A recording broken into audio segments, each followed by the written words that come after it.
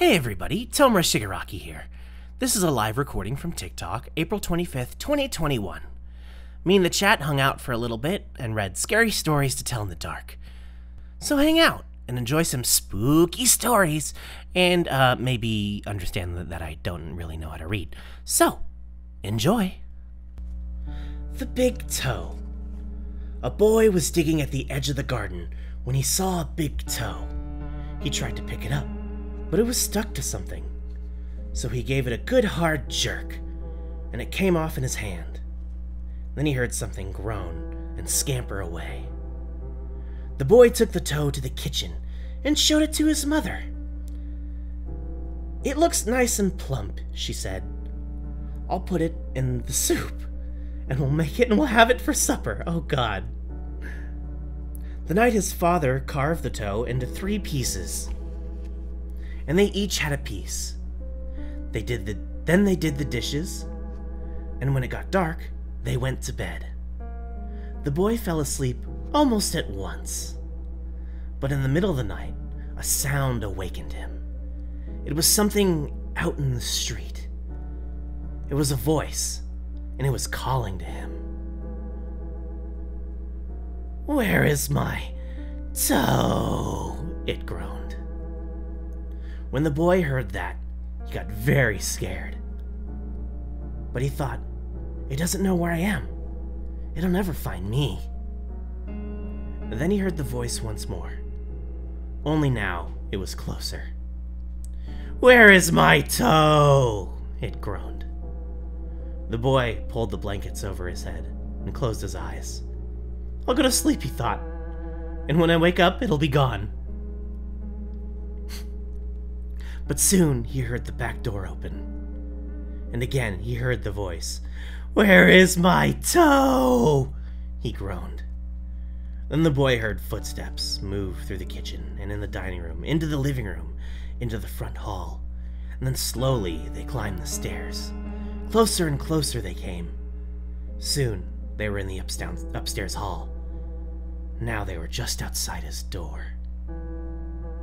"Where is my toe?" he groaned. His door opened, shaking with fear. He listened as the footsteps slowly moved in the dark toward his bed, and then they stopped. "Where is my toe?" the voice groaned. At this point, pause. Oh, I'm supposed to make a jump scare? That's interesting. I didn't know. "You've got it!" the voice said. The big toe is... oh. What? When the boy hears the voice calling for this toe, he finds a strange-looking creature up inside the chimney. The boy is so frightened he can't move. He just stands there and stares at it. And finally he asks, "What? What you got such big eyes for?" the creature answers. "To look through?" Wow, this is interesting. I don't know how I'm supposed to read this. This doesn't do the...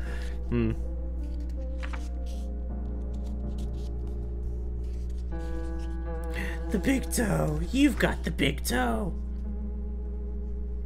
Yeah. The mom automatically just wanted to eat it. I'm like, "Oh, that's good. Let's put it in the soup." Let's see. What other strange, scary stories? Let's see. Let's go to the index. Let's see. There's Big Toe. There's The Walk. What Did You Come For? Walker. Man Who Lived in Leeds. The Old Woman All Skin and Bone. The Thing. Cold as Clay. The White Wolf. Haunted House. The Guests. What's the one that's what's the scariest one? What's the scariest one that is The Old Woman All Skin All Bone? I think that's the one that everybody says is like super scary. Let's see, let's go to that one. Nope, I'm going too far the wrong way.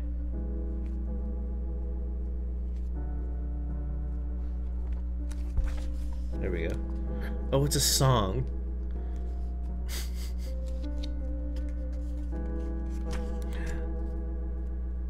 The human toe, yeah.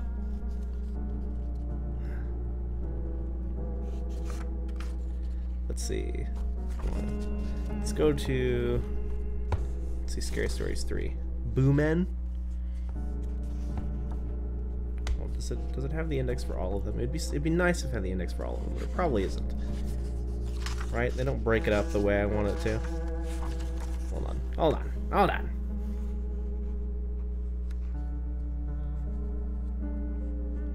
The human toe. Okay, let's go. Let's see. One Sunday Morning. This will be interesting. I'm gonna go into ones that I haven't ever heard of before, the ones that were in the movie. One Saturday morning, Ida always went to the 7 o'clock Sunday morning service at her church. Usually, she heard the clanging of the church bells while she was eating breakfast. But this morning, she heard them while she was still in bed. That means I'm late, she thought. Ida jumped out of bed, quickly dressed, and left without eating or looking at the clock. It was still dark outside, but it usually was dark out this time of year. Ida was the only one on the street. The only sounds she heard were the clatter of her shoes on the pavement. Everybody must be already at church, she thought. Ida took a shortcut through the cemetery, and then she quickly slipped into the church and she found a seat. The service had already begun. When she caught her breath, Ida looked around. The church was filled with people that she had never seen before. But the woman next to her did look familiar. Ida smiled at her. It's Josephine Kerr, she thought. But she's dead. She died a month ago. Suddenly, Ida felt uneasy. She looked around again, and her eyes began to adjust to the dim light. Ida saw some skeletons in suits and dresses. This is the service for the dead, Ida thought. Everybody here was dead, except me. Ida noticed that some of them were staring at her. They looked angry, as if she had no business there. Josephine Kerr leaned in toward her and then whispered, "Leave right before the benedication. I don't know what that word is. If you care for your life." When the service came to an end, the minister gave his blessing. "The Lord bless you and keep you," he said. "The Lord make his face shine upon you." Ida grabbed her coat and walked quickly through the door. When she heard footsteps behind her, she glanced back. Several of the dead were coming towards her. Others were getting up to join them. "The Lord lift up his countenance to you," the minister went on. Ida was so frightened, she began to run. Out the door she ran, with a pack of shrieking ghosts at her heels. "Get out!" one of them screamed. Another shouted, "You don't belong here," and ripped away her coat. As Ida ran through the cemetery, the third grabbed a hat from her head. "Don't come back!" it screamed, and shook its arm at her. By the time Ida reached the street, the sun was rising, and the dead had dispersed. Did this really happen? Ida asked herself, or had I been dreaming? That afternoon, one of Ida's friends brought over her coat and hat that was left. They had been found in the cemetery, torn to shreds. And that's it. That's all that explains. Looks like we're not getting an ending or an explanation to that. Oh, Jesus. Ghost Church!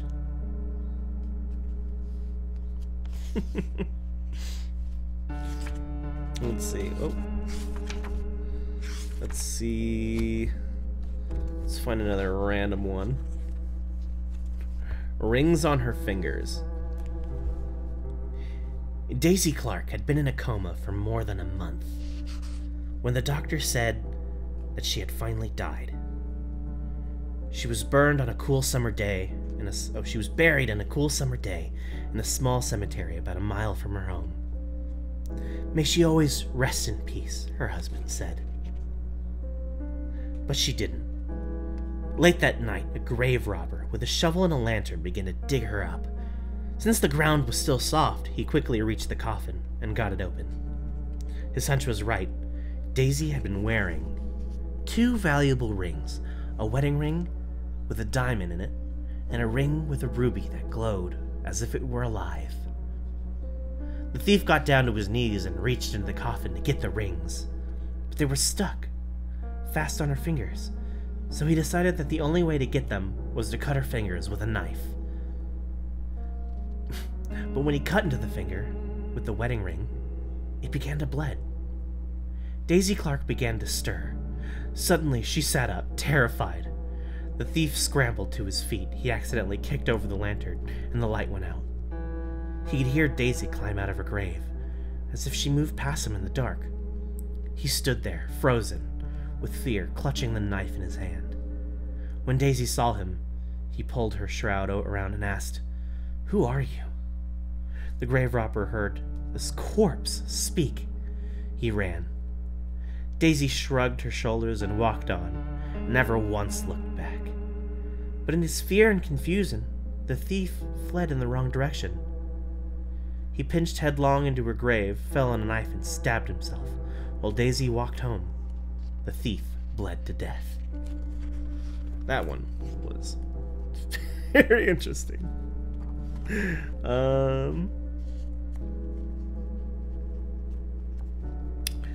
May I carry your basket? All right. Sam Lewis spent the evening playing chess at his friend's house. It was about midnight when they finished their game and he started home. Outside, it was icy cold and quiet as the grave. He came around and turned in the road. He was surprised to see a woman walking ahead of him. She was carrying a basket covered with a white cloth. When he caught up to her, he looked to see who it was, but she was so bundled up against the cold, it was hard to see her face. "Good evening," said Sam. "What brings you out so late?" She didn't answer. Then he said, "May I carry your basket?" She handed it to him.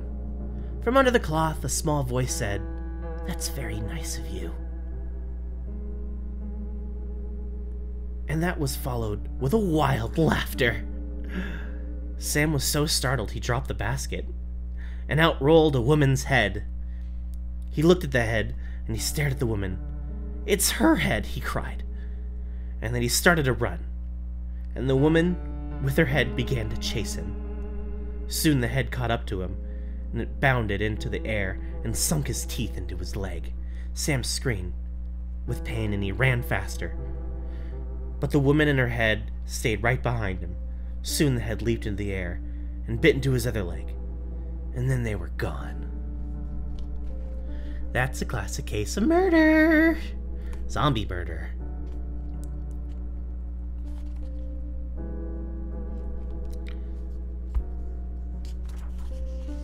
Let's see. And they say Shrivelly is dead. Yes.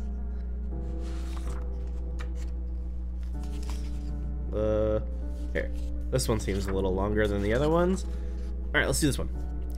The Haunted House. One time, a preacher went to see if he could put a haunt to rest at the house in a settlement. The house had been haunted for about 10 years. Several people have tried to stay there at night, but they would always get scared out by the haunt. So this preacher took his Bible and went to the house. Went on in, built himself a good fire, and lit a lamp, and he sat reading his Bible. Then just before midnight, he heard something start up in the cellar, walking back and forth. Then it sounded like someone was trying to scream, but got choked off.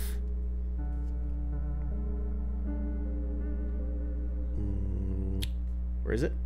I lost the place because I looked up because I'm an idiot. Where am I? Oh yeah. And then there was a lot of thrashing around and struggling, and finally, everything got quiet. The old preacher took up his Bible again, but before he could start reading, he heard footsteps coming up from the cellar stairs. He sat watching the door to the cellar, and footsteps kept coming closer and closer. He saw the doorknob turn, and when the door began to open, he jumped up and hollered, "What do you want?" The door shut back easy-like. There wasn't a sound. The preacher was trembling a little, and he finally opened the Bible and read a while. Then he got up and laid the book on the chair and went to mend the fire. The haunt started walking again. Step, step, step, up the cellar stairs.